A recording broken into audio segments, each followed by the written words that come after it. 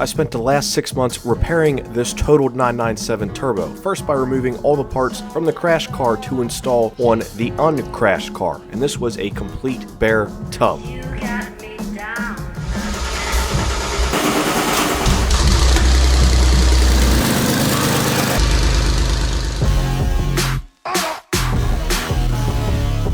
The car is now running, it's painted, and it's almost ready to hit the road. Got a couple minor things to fix before the first test drive, but hopefully today this car will be out on the road driving without issue for the first time.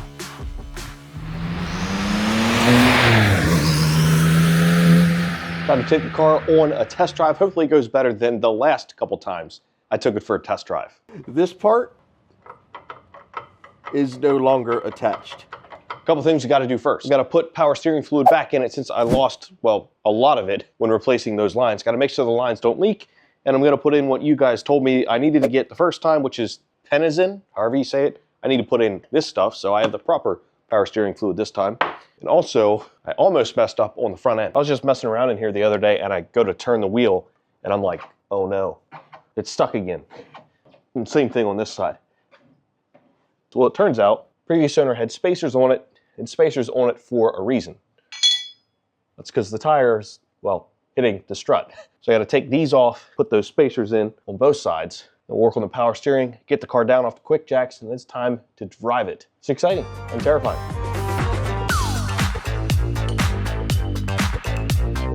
To think that in this episode I can finally drive the car is a little, well, it's hard to comprehend. This car had nothing on it, not a single nut or bolt. And now, well, it's just about ready to drive. Kind of crazy to think about, but I'm really excited to get this thing on the road finally.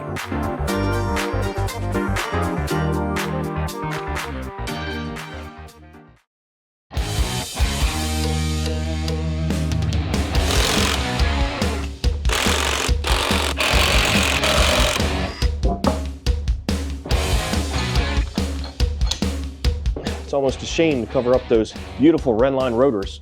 Man, those brakes came out so nice. I'm so happy with how they look.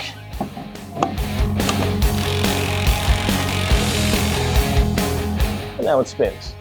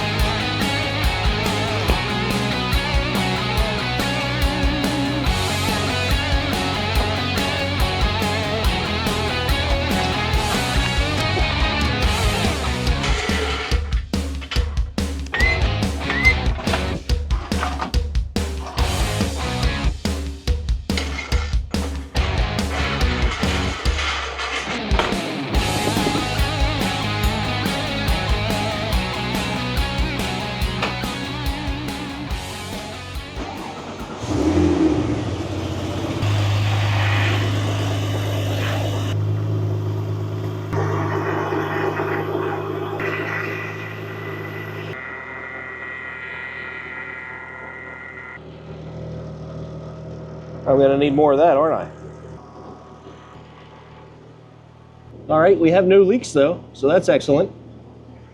This thing is running perfect. Really, really nice, just like it's been. Flat tire, brake fluid level. Oh, gotta put some more brake fluid in it. I thought it was full. I guess not quite.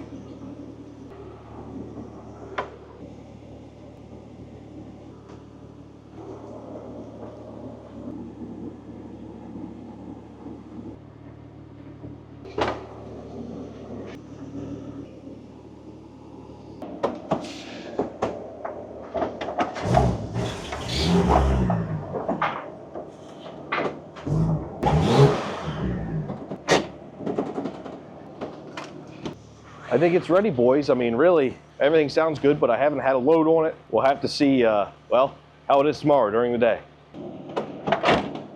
But brakes feel good. Clutch feels good still. Yeah. The car is rolling. Yeah, see, it never did this before.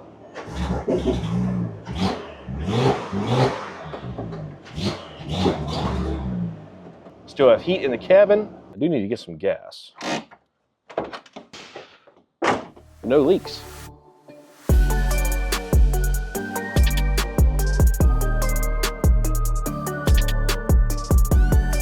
It's officially first drive day. I'm pretty nervous, but before I can actually try to drive the car, I've got to go get gas and I've got to go get more power steering fluid, expensive stuff. Check tire pressures. Yeah, then we should be good to go. Guys, breakfast is one of the 3 most important meals of the day. This video is brought to you by Magic Spoon. What's nice about Magic Spoon is their cereal is actually delicious and fueling. It's high in protein, extremely low in sugar, and great for a low-carb lifestyle. And if you'd like to try Magic Spoon, click the link below to grab a variety pack. Be sure to use promo code MattRoss at checkout to get $5 off any order. Or go to magicspoon.com/MattRoss. They're so confident in their product, it's backed with a 100% happiness guarantee. So if you don't like it for any reason, they'll refund your money. No questions asked. The peanut butter here has been my favorite, but all the flavors that I've had so far are delicious. And you can see 14 grams of protein, 0 grams of sugar, and it tastes really good. It's fulfilling. I had it before the gym, and now I'm having it after the gym. Right, no BS, guys. It's really good. So click the link below or scan the QR code on screen. Use code MattRoss for $5 off, or go to magicspoon.com/MattRoss to save $5. You won't be disappointed.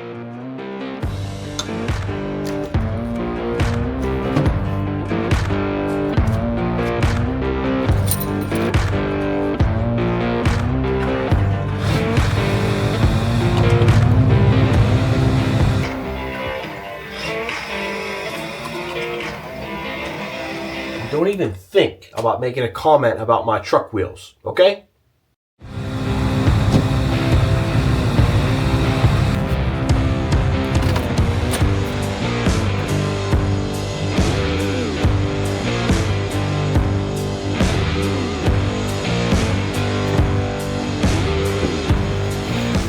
That should be everything I need, other than the gas.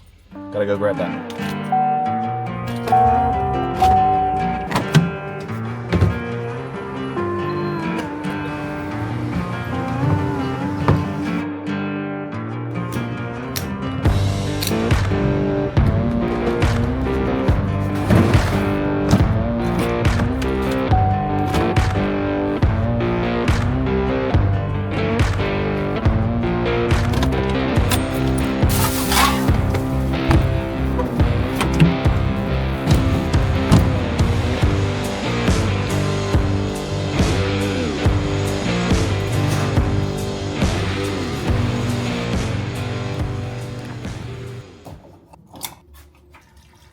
I believe the gas tank was empty based on the fuel gauge because it was reading, well, nearly empty, even though I had already put probably about 7 to 10 gallons in it, but that was a while ago, so I filled it up again and later figured out the fuel gauge isn't working properly. I also had to tighten up the strut nuts because I actually just never did that.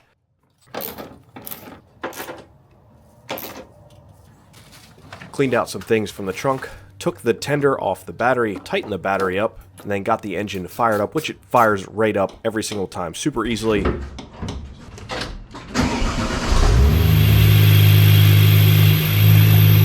I could add the remaining power steering fluid and actually overfill it.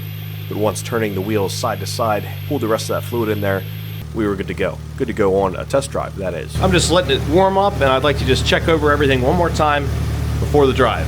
Be as safe and as careful as possible.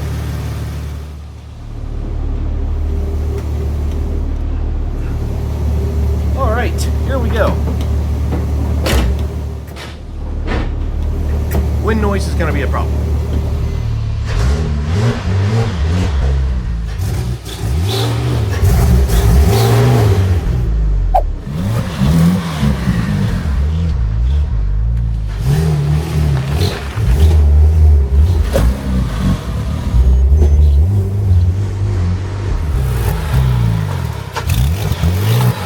Here we go.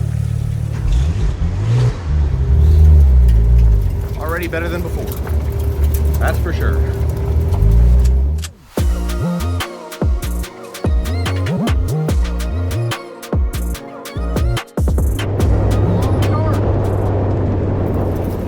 Driving straight? Feeling good? I'm seeing if it works.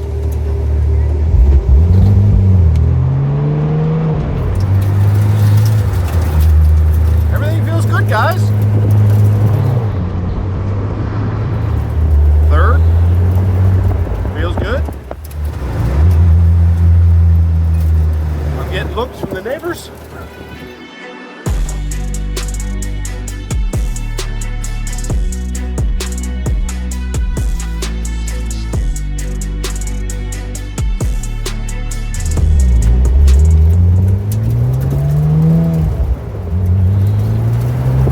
Man, I want to just floor it so bad.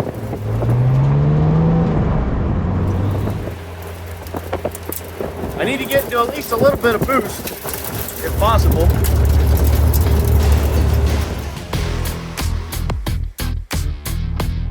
A quick and slow neighborhood run went well, so let's get this thing on the road and give it some juice.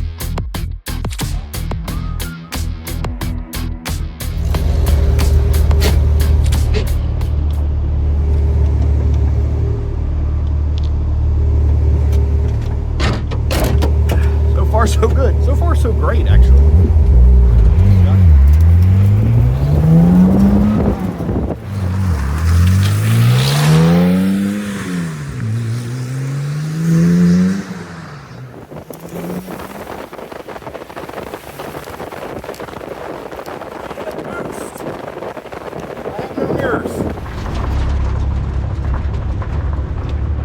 These tires are so sticky. This is wild, guys. This is wild. Everything's good though. No, I don't even have a check engine light. Just all the other lights.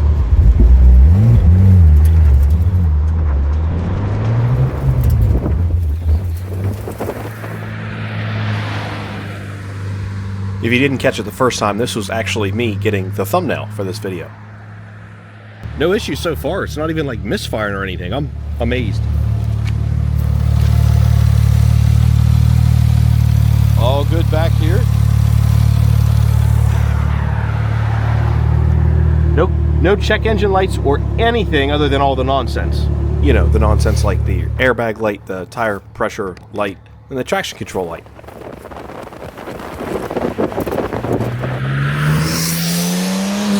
But none of that's going to stop me from enjoying this moment and getting the car into some boost for the first time.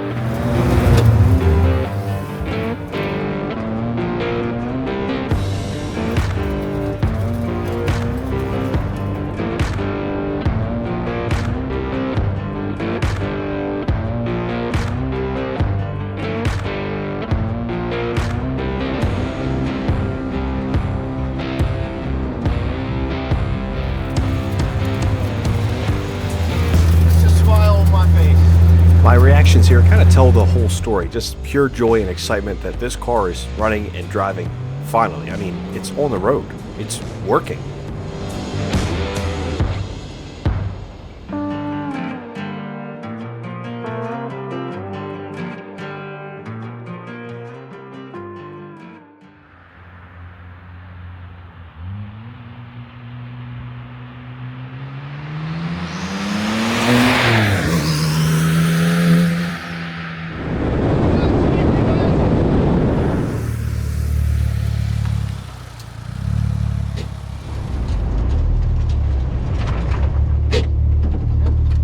Temp good, oil pressure good, everything good.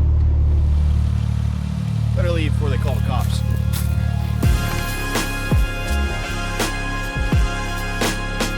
All right, time to get out of this area and move on to a different one.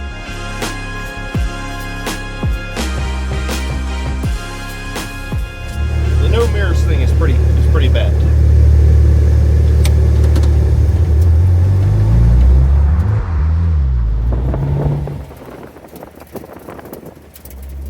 I did get up to a max boost of 7 psi, but unfortunately I didn't capture it. Here on the camera here I got to 4, but it goes to show that the turbos are in fact working.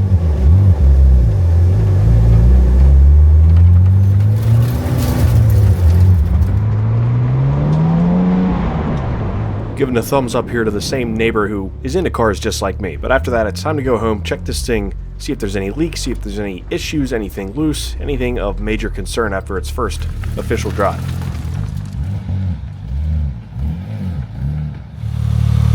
Just absolutely no issues at all back here. As surprising as it may sound.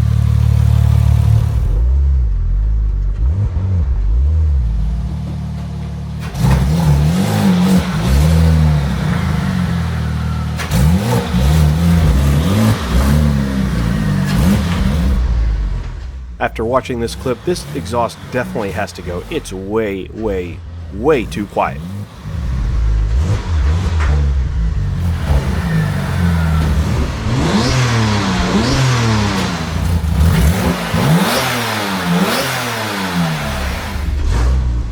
I can't believe we got this back in one piece. That's amazing. A couple things I want to check quick. Check the oil. Perfect. Outstanding. Now, can I put it in sport mode now? We still have a failure with the sport mode. Let me try a restart. I'm curious if the PSM lights went away.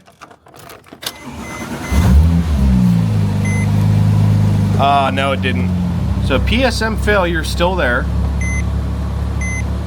And PTM failure. Okay, and PSA. Okay, so we still have those failures, unfortunately. I thought they might go away with driving it, but I was wrong. I don't know why those are wrong.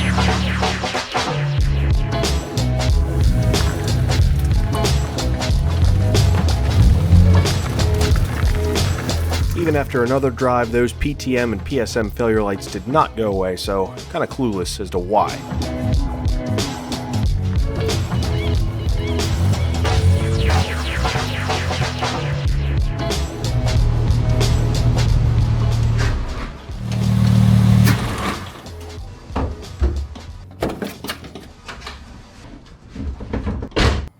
All in all, that was wildly successful. I got the car back and it didn't break down. It's not leaking anything. Maybe a tiny bit of power steering fluid because I overfilled it. And I hit boost.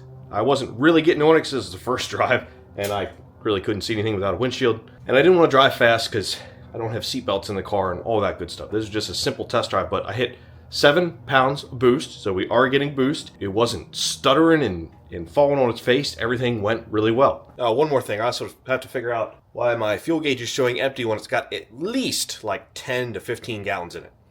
I'll have to tear the fuel assembly back out and just take a gander in there. I had the same problem with the 996 and the lever was caught up on a hose. Shouldn't be a big deal. It's the other stuff that I don't know how to fix.